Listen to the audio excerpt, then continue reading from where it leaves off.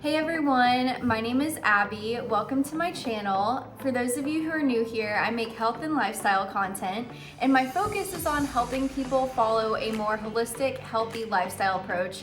So in today's video, I'm going to be sharing with you what I eat in a week and also include some ideas for fun, healthy, and easy to make recipes that you can make throughout the week for your meal prepping schedule. And I'll also be sharing just a couple of tips that I've picked up through my own personal health journey. So let's get into it.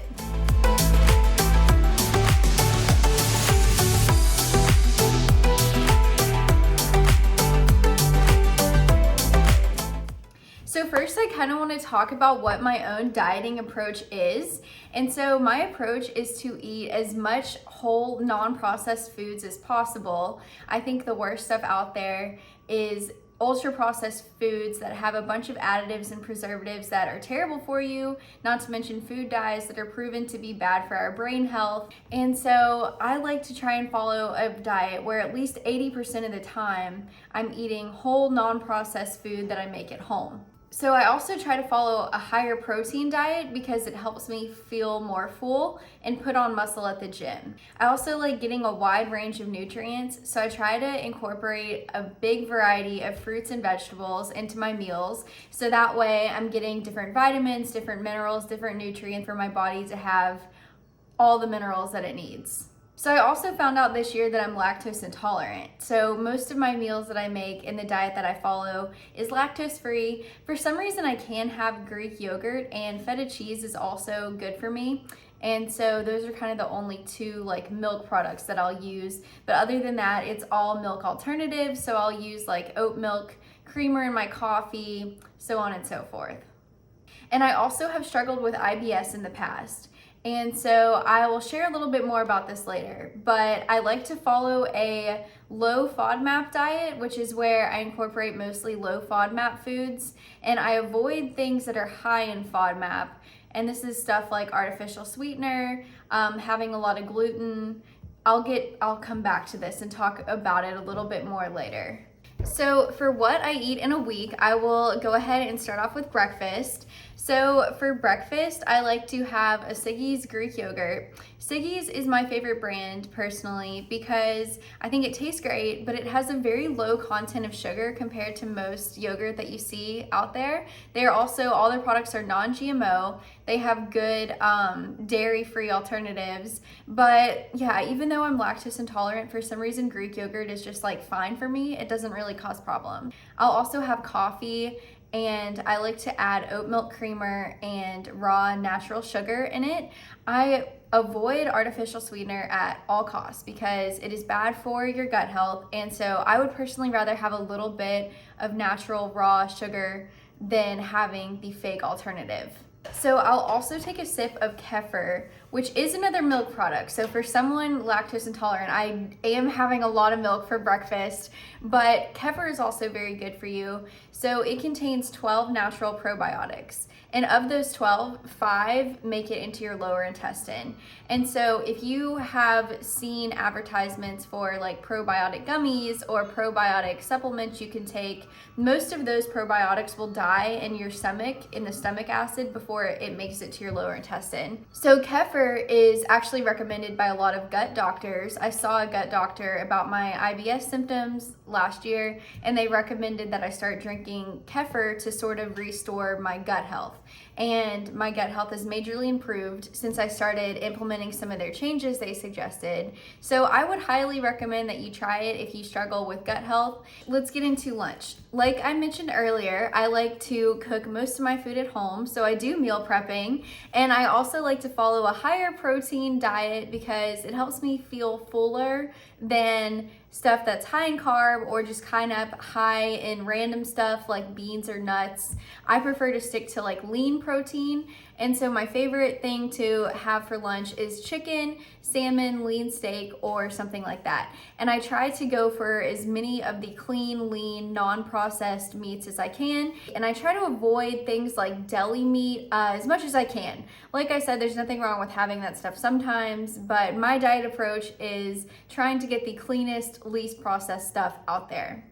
So I'll make 4 or 5 meals at a time, and then when I finish that, I'll take a break and go treat myself and eat at one of my favorite restaurants, for my day off. But some of my favorite meals that I make are like chicken and pineapple, stir fry, chicken Southwest bowls, Greek chicken bowls, and I have a bunch of these recipes and how I make them on my TikTok, so make sure to check me out there if you would like to see some of these recipes. I'll also link down below in the description where you can find them. And for this week, I chose to make Mediterranean chicken bowls with tzatziki sauce. It is so good, and I definitely have the recipe and how you can make that one listed on my TikTok.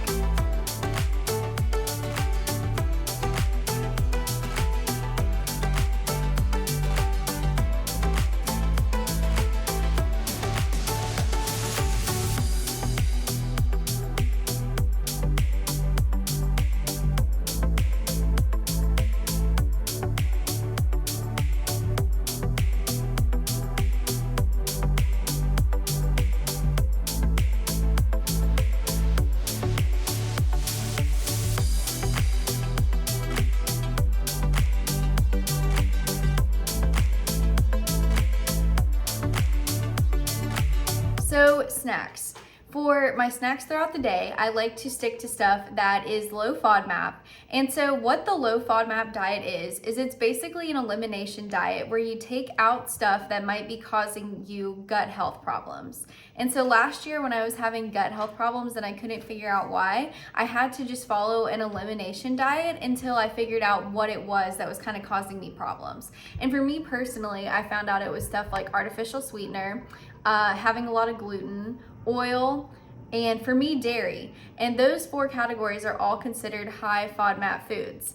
I'll show a picture of the high versus low FODMAP foods, but it's basically things like artificial sweetener. There's certain categories of foods that are considered high in FODMAP, and it's because of the content of sugar that it has in it. And so certain fruits are also considered high FODMAP, certain fruits and vegetables, because of the type and amount of fructose, natural sugar that they have in it, whereas others have like a different type of natural sugar that doesn't cause the same reaction in your gut. So it could be kind of finicky. You could have something really random that's setting off your gut issues. For me, like I can have certain fruits like pineapple, strawberry, banana, blueberries are some of my favorite snacks, whereas apples cause issues for me, and it just has something to do with the type of fructose they contain. But I'm gonna make another video later on explaining more about gut health because it's such an important thing, and it can just make your entire dieting and lifestyle process so much easier if you figure out what works for your gut health. So for dinner, I like to get in more protein if I can. And so I will normally make an omelet with veggies, or I will make fish and sweet potatoes. Sometimes I'll make chicken pasta. It kind of depends on the night and what I'm feeling. But this week, I think I'm gonna make sweet potato and fish. So I love switching out carbs that contain a lot of gluten like bread for something a little lighter like rice or sweet potatoes or regular potatoes. I personally feel better, and sweet potatoes are so delicious. I would eat them every day if I could. And we can't forget about dessert. I'm not one for skipping dessert. One of my favorite things to get are these Pepperidge Farms cookies. They have so many different flavors like dark chocolate, milk chocolate, almond coconut. I always look forward to my sweet treat, and sometimes I will bake my own stuff. This week I'm baking blueberry muffins with a little bit of brown sugar and maple syrup as the sweetener. So they're actually really healthy, and I also get some more blueberries and a little bit more fiber in dessert. So I will say that for dessert, I have heard from nutritionists that the recommended amount of daily sugar intake is 25 grams or less. And so I do try to stay around that ballpark total per day. And so for me, I have about, I think 5 to 7 added grams of sugar in my yogurt, my Siggy's yogurt, about 5 to 10 in my coffee. So I really try to stick to like 10 grams of added sugar as a rule of thumb for my dessert. And so that's why I like these Pepperidge Farm cookies, because I think it's like 10 or 11 grams of added sugar. So when I'm like picking out, when I'm in the cookie aisle or the dessert aisle and I'm picking out a dessert for the week, I try to avoid anything that's like excessively high in added sugar.